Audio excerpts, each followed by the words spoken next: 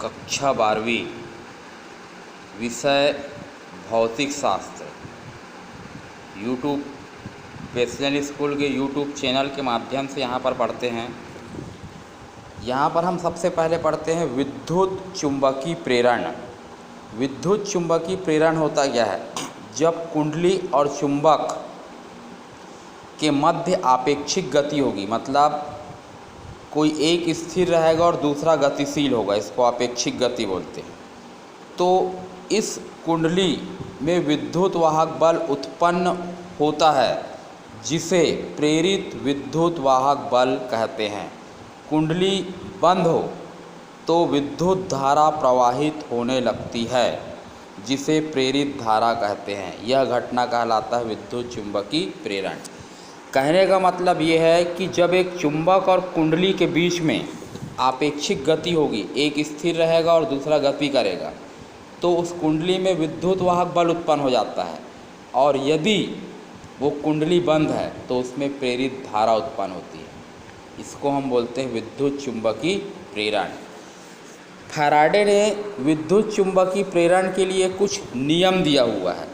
पहला नियम क्या बोलता है कि जब किसी परिपथ से बद्ध चुंबकीय फ्लक्स में परिवर्तन होता है तो परिपथ में एक प्रेरित विद्युत वाहक बल उत्पन्न हो जाता है जिसका अस्तित्व उस समय तक रहता है जब तक कि चुंबकीय फ्लक्स में परिवर्तन जारी है।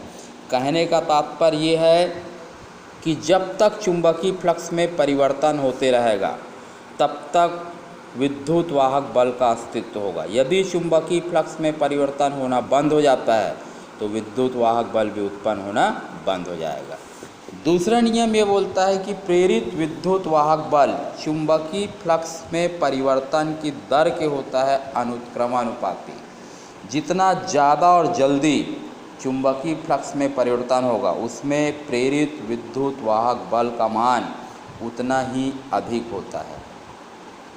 तो ये है फैराडे के विद्युत चुंबकीय प्रेरण के दो नियम हैं।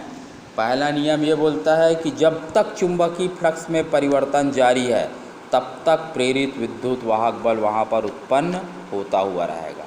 यदि चुंबकीय फ्लक्स में परिवर्तन बंद हो गया तो वहाँ पर प्रेरित विद्युत वाहक बल भी उत्पन्न होना बंद हो जाता है। ये है फैराडे के विद्युत चुंबकीय प्रेरण के नियम।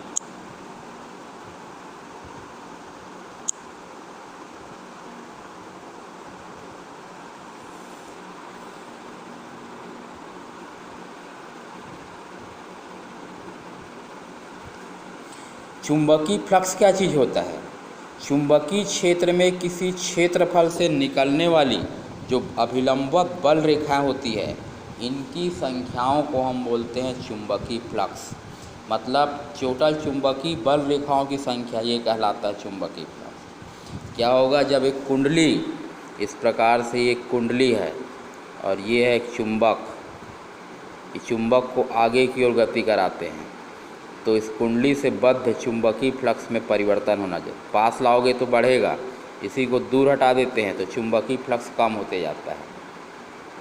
तो जब तक चुंबकीय फ्लक्स में परिवर्तन जारी है तब तक इसमें प्रेरित विद्युत वाहक बल उत्पन्न होगा और कुंडली बंद है तो इसमें धारा प्रवाहित होने लग जाता है। ये है फैराडे के विद्युत चुंबकीय प्रेरण के नियम। यहाँ पर ऋण चिन्ह ये दर्शाता है कि प्रेरित विद्युत वाहक बल जिसके कारण उत्पन्न होता है ये उसी का विरोध करता है। इस प्रोपोर्शनल के निशान को हटाते हैं तो यहाँ पर एक नियतांक लगाते हैं। एसआई पद्धति में जो नियतांक होता है इसका मान होता है 1। ये देख लीजिए अच्छे से।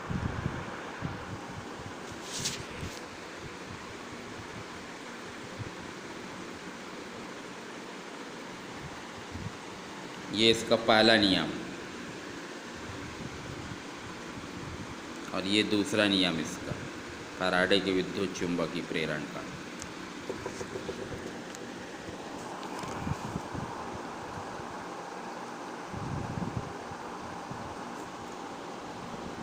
चुंबकीय फ्लक्स का मात्रक होता है वेबर।